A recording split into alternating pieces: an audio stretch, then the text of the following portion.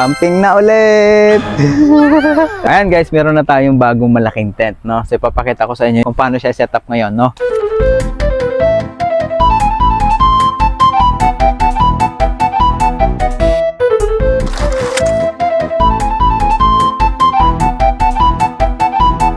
Iko-cross natin siya ganon. So dito nyo siya ipapasok, ilulusot nyo muna, patawid dun sa kabila. Ilalagay na natin siya dito. Ayan.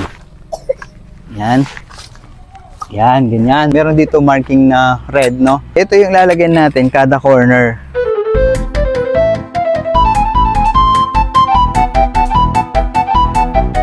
Ayan, so itong yellow naman, nakalimutan namin ilagay. Binaba muna namin kasi ang hirap palang ipasok na itong yellow. Ayan, okay na.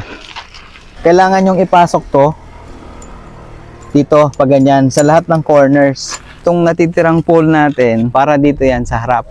Ayan, ganyan kalapad yung front area, no? So, ayan guys, na-set up na natin yung ating tent. Ito yung kagandahan nito guys, kasi nakakatayo ka dito. Ganyan sa kataas. So, ito pa yung natira nating mga pegs tsaka tali. Tapos, ito yung sa bubong. So, ayan guys, kung mahilig kayo mag-camping at kailangan nyo ng ganito kalaking tent, ilalagay ko yung link dyan sa baba.